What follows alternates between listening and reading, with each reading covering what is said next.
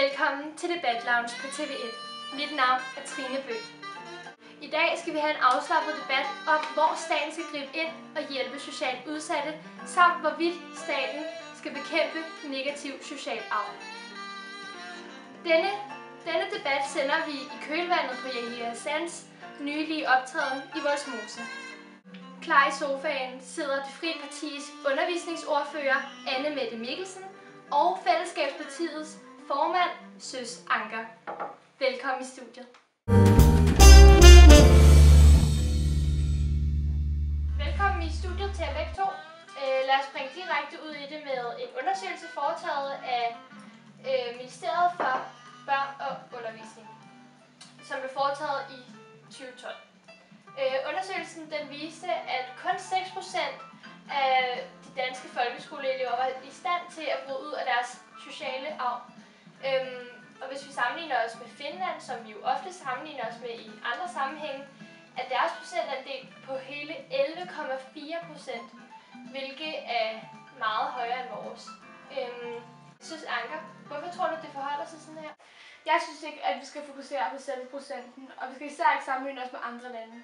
For der er mange forskellige faktorer, der spiller ind i det her opgør. I stedet synes jeg, at vi skal fokusere på menneskene, altså på et enkelt menneske, og hvordan vedkommende bryder med sin sociale arv, eller sin negative sociale arv, og hvordan vi kan hjælpe dem. Og når vi starter der, så tror jeg, at derfra, så skal procenterne nok stige. Men er det ikke for uroligende, at et land som Tjekkiet og Slovakiet har samme procentandel, som vi har i Danmark, til trods for, at de ikke er et velfærdssamfund, som vi er? Som sagt, så synes jeg ikke, at vi skal sammenligne os med andre lande.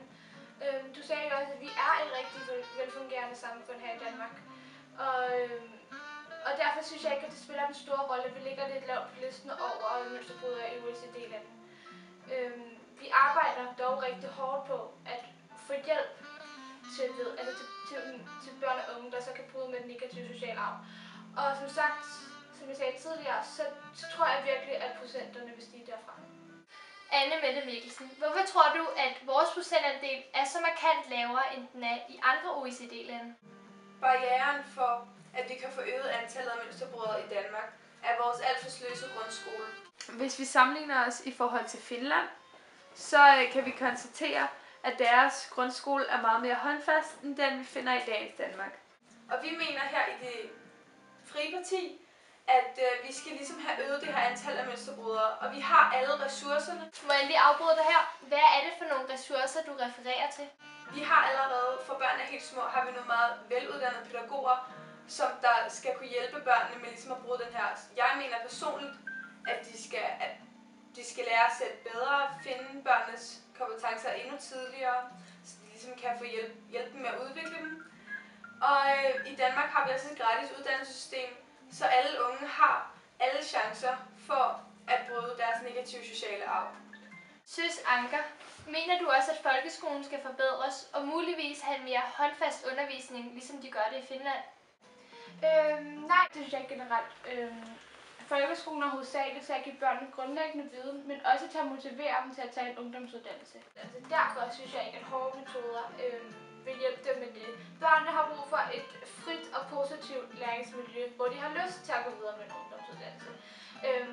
Derfor synes jeg ikke, at tårnhøje og urealistiske forventninger vil hjælpe dem, og heller ikke, at de tynges ned af karakterer. Karakterer er ikke for at tynge ned. De er for at vise. Det er egentlig, at de ved, hvor de står henne, og motivere dem til at blive bedre. Nu vil jeg lige stoppe debatten et øjeblik, fordi jeg synes, vi skal tilbage på sporet. Social arv, som vi er kommet her til Debat Lounge i dag for at diskutere. I stedet for at diskutere folkeskolens nuværende pointsystem. Søs Anker, i 2012 brugte I 14,6 milliarder kroner på blandt andet døgnanbringelser af børn og forebyggende tiltag til børn og unge med særlige behov. Mens der forventes i 2013 at bruges 458 millioner kroner mindre. Hvorfor har I valgt at skære så meget ned på et stort område, som rigtig mange børn er dybt afhængige af? Det kan lige siges, at vi også har skruet ned på andre måder, og det er meget enkelt. Vi følte simpelthen bare, at der var større og mere akutte problemer, vi blev nødt til at tage os af. Men er det ikke et akut problem? Jo, helt bestemt, men vi følte, at der var større problemer, der kom i første række. Og vi blev nødt til at tage en beslutning som regering, at simpelthen fokusere på nogle andre problemer, der ligesom har større indflydelse på en stor del af befolkningen. Anne-Mette Mikkelsen, synes du, at det er okay at lave nedskæringer på sådan et vigtigt område? Nej, det synes jeg dels ikke, fordi i Danmark har vi brug for flere succesfulde historie- og mønsterbrydere. Ja, og flere succesfulde historier om mønsterbrydere, det håber man på at få ved den røde bloks folkeskolereform. Kan du fortælle lidt om jeres tanker bag den reform? Her i regeringen har vi jo udtænkt en ny skolereform, og det er simpelthen for at nedsætte uligheden ved at give alle elever mulighed for at lave lektier på skolen, og derfor er der ikke nogen, der har større eller flere ressourcer end andre. Og det vil også bidrage til sandsynligheden for, at der er flere unge børn, der vil bryde med deres sociale arv. Men er der ingen negative aspekter ved jeres omfattende skolereform? Vi ser reformen som den optimale skolegang, og også statens bidrag til bekæmpelse af den negative sociale arv ved at give alle de samme muligheder, ressourcer og for at give alle de samme forudsætninger uanset deres baggrund. Anne-Mette Mikkelsen, hvad siger du til venstrefløjens meget omfattende reform? Til det synes jeg faktisk, den hindrer bruddet på social arv for børnene. Fordi de får simpelthen ikke chance for at møde børn med anden social arv og børn, der kommer fra andre miljøer, fordi de ikke får chance for at møde børn uden for skolen. De har ikke tid til at gå i fritidsklubber nu. Og til sidst vil eliten også forsvinde, fordi børnene, som jeg sagde før, de har ikke tid til at gå i fritidsklubber, de har ikke tid til at specialisere sig i en speciel sportsgren. Nogle børn kommer fra for eksempel et akademisk hjem, hvor de kan få rigtig meget hjælp med lektierne derhjemme og få den her ekstra viden.